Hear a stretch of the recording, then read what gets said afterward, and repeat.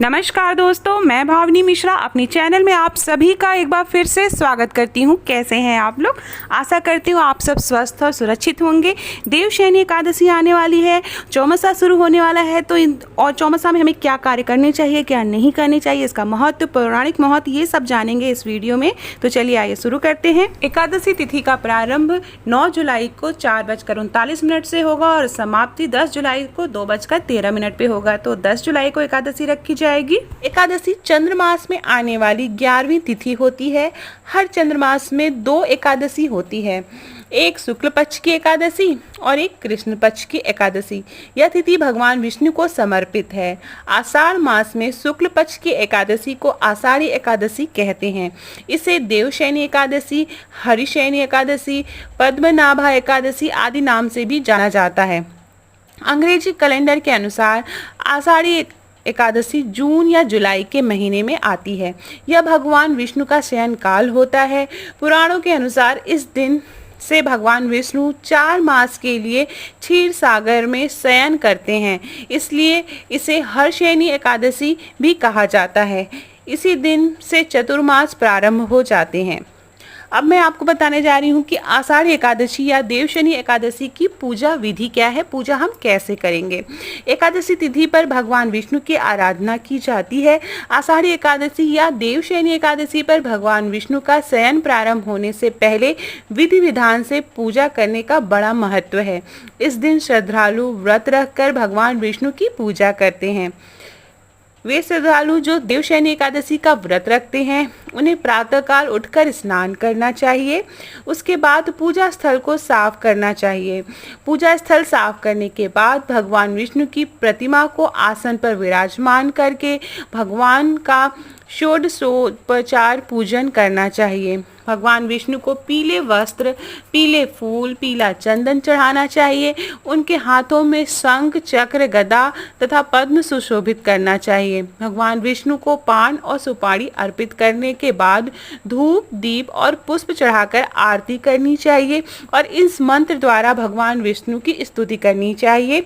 सुप्ते त्वयि जगन्नाथ जमत सुप्तम भवेदिदं विदुधे त्वयि बुद्धम च जगत सर्वम चराचरम। अर्थात हे जगन्नाथ जी, आपने निद्रित हो जाने पर संपूर्ण विश्व निद्रित हो जाता है और आपके जाग जाने पर संपूर्ण विश्व तथा चराचर भी जागृत हो जाते हैं। इस प्रकार भगवान विष्णु का पूजन करने के बाद ब्राह्मणों को भोजन कराकर स्वयं भी भोजन या फलाहार ग्रहण करना चाहिए। देवशयनी एकादशी पर रात्रि में भगवान विष्णु का भजन व स्तुति करनी चाहिए और स्वयं भी सोने से पहले भगवान का शयन कराना चाहिए। तो ये थी पूजा विधि। अब मैं आपको बताने जा रही हूँ कि देवशयनी एकादशी का महत्व और चतुर्मास क्या होता है। आषाढ़ी एकादशी या देवशयनी एकादशी भगवान विष्णु का शयन काल होता है। इसी दिन से चौमासे का आरंभ माना जाता है। क्योंकि भगवान विष्णु 4 मास के लिए निद्रा में रहते हैं, इसलिए इस समय में विवाह समेत कई शुभ कार्य वर्जित माने जाते हैं। इन दिनों में तपस्वी भ्रमण नहीं करते हैं, वे एक स्थान पर रहकर तपस्या करते हैं। इन दिनों में केवल वज्र की यात्रा की जाती है, क्योंकि इन 4 महीनों में पृथ्वी में समस्त तीर्थ वज्र में आकर निवास करते हैं। आषाढ़ी एकादशी के 4 माह बाद भगवान विष्णु निद्रा से जागते हैं। इस तिथि को प्रबोधिनी एकादशी या देव उठनी एकादशी के नाम से जाना जाता है। अब मैं बताने जा रही हूँ कि चतुर्मास जो आ रहा है, ये जो 4 मास है, उसमें कौन कौन से कार्य करने चाहिए और कौन से कार्य नहीं करने चाहिए। तो सबसे पहला, मधुर स्वर के लिए गुड़ न खाएं। तो चतुर्मास में कोशिश करें कि गुड़ ना खाएं। दीर्घायु अथवा पुत्र पौत्र आदि की प्राप्ति के लिए तेल का त्याग कर दें। वंश वृद्धि के लिए नियमित दूध का सेवन करें।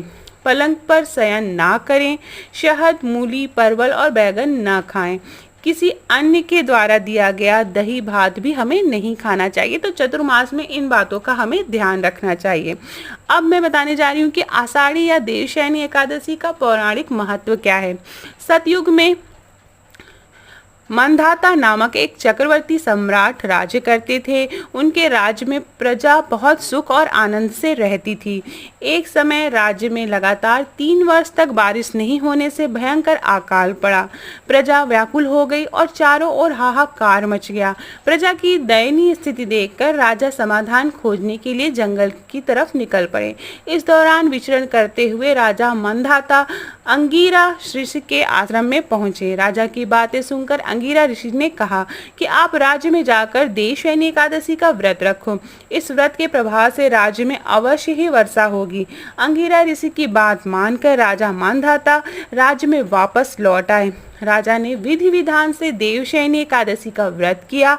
इसके प्रभाव से अच्छी वर्षा हुई और पूरा राज्य धन धान्य से परिपूर्ण हो गया। तो ये थी आषाढ़ी या देवशयनी एकादशी की व्रत कथा। भी आप इसे कर सकते हैं और पूजा के बाद जरूर सुने। पुराणों में आषाढ़ी एकादशी का विशेष महत्व मिलता है। मान्यता है कि इस दिन भगवान विष्णु की पूजा और व्रत करने से समस्त मनोकामनाएं पूर्ण होती है और भगवान प्रसन्न होते हैं।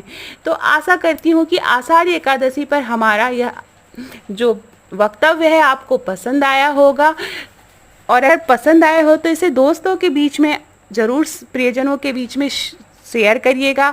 मेरे चैनल को सब्सक्राइब जरूर करिएगा, लाइक और कमेंट ज़रूर करिएगा। बहुत बहुत धन्यवाद ये वीडियो देखने और सुनने के लिए।